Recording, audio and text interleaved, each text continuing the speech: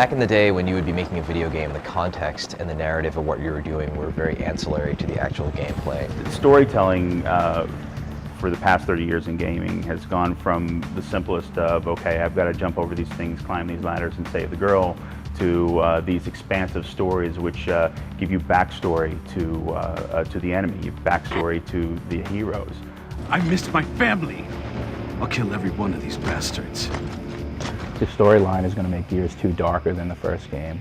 If you follow the storyline, it's got some character arcs and things like that that you know, will really I think surprise people. We wanted to intentionally be kind of like the bad older brother as far as having darker themes and having a bit more nasty, kind of violent, over-the-top moments.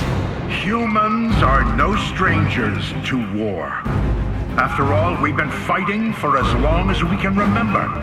The Pendulum Wars have been going for 79 years, and then there's been 15 years of the Locust Wars. That's 94 years of combat. People have been born and died while at war. And I think it's really interesting. Like, how does that shape a society? How do you shape a society that deals with a constant war? At the end of it all, it's ultimately about hope. It's about humanity banding together to deal with a force that nobody thought they could defeat. Gears of War 2, it's the story of D-Day for humanity against the Locust Horde. I took US history. It's totally like D-Day. Everyone's in. It's like this last-ditch effort, but it's not going to be a last-ditch effort. Like, it's going to be this epic battle. Probably 5 acts worth of battle.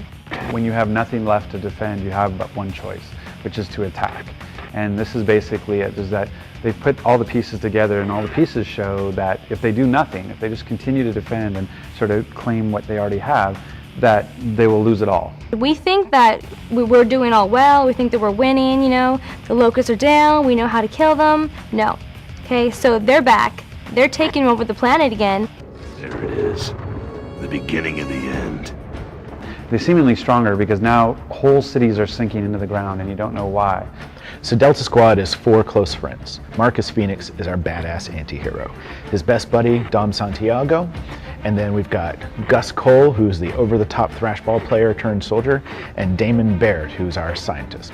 Welcome to Delta. These are the guys that you go drinking with, go to the strip club with, get drunk and throw up in each other's cars. These are your guys. They're like the crew from Aliens times 10. This kind of four-man wrecking crew crossing the planet and cracking heads and not even taking any names of any kind. Running away won't help! I'll just shoot you in your asses! The Locusts have killed all the wusses, right? So all that's left are these, you know, mega soldiers. They all have a lot of respect for each other, but they all give each other a lot of crap. They're a great dysfunctional family. It's a personal journey for each of these characters. They've lost their father, their wives, their kids, and sharing that with them as they go through this world and try to survive. I like to think that we're transcending a little bit beyond just a push the buttons and click kind of video game. Nice work, Delta. Cole, Baird, you take left. Dom, you come with me. Nice. Marcus Phoenix is kind of a classic anti-hero. Reporting for duty, sir! Drop the sir kid. We're not that polite out here. He's seen a lot of combat, he's killed a lot of humans and a lot of locusts, and he's kind of done with it all. He makes the tough calls, he says what has to be said. People think he's a dumb space marine, right? And yada, yada, yada. But if you look at his eyes, he's just got a little bit of intelligence back there that makes him dangerous. Control, this is Delta. Enemy threat eliminated. You want to love the guy, but you're scared he might stab you in the back at the same time. Marcus never smiles. Even at his birthday party, Marcus never smiles. I think he needs Dom to just help him open up a little bit. Dominic Santiago is Marcus's best friend, and he's kind of the guy who says what the player's thinking. Dom has those quick, you know, comebacks, and he's just a rugged dude. And when he snipes somebody's head, he goes, you know, what's up, bitches? What's up, bitches?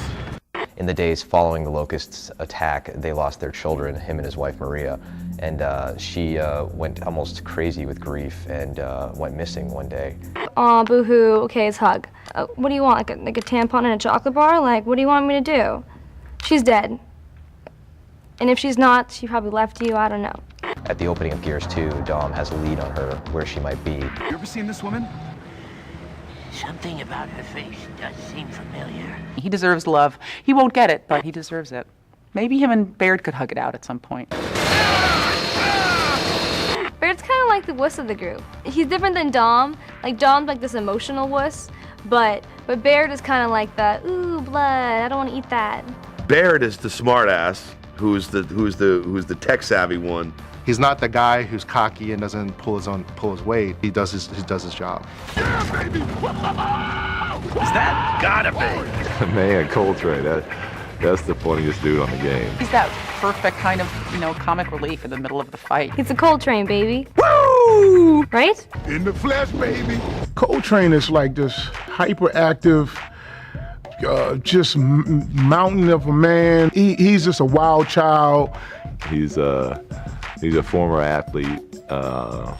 He doesn't put up with trash either. He wants to just bum rush everybody. He's not afraid of anything. Nobody plays this game like me. He's the Coltrane, baby! Yeah! He's a combo between a professional wrestler and a football, like the most famous football player of his time. Everybody loves Cole because Cole's a badass. When I play online, I'm Coltrane. That's who I am. And I love him so much that the Cole rap that comes on when you finish Gears is my ringtone on my phone. Woo! Bring it on, sucker! This my kind of shit. Yeah, woo! Bring it on, sucker! This my kind of shit. So embarrassing. Yeah. The Locusts have returned, and they're stronger than ever, and they've brought with them a force that can sink entire cities without warning. I mean, the Locust Horde is unbeatable. There's so many of them. They're so much tougher than humans. It takes 3 guys focusing on 1 drone.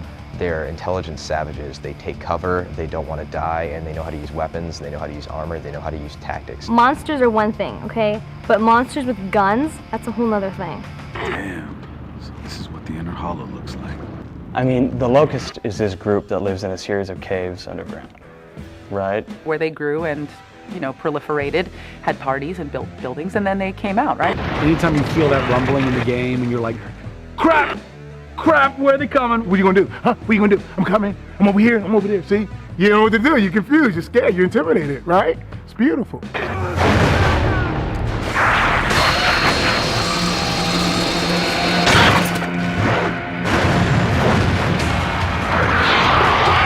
It's a mixture of unbridled rage and brutality. They're the monster side of monster. From the human perspective, you just want to get rid of these guys. I think they should be chainsawed in half and then have their guts thrown across a square of some kind, or perhaps into a dry fountain, or down some stairs at an old mansion.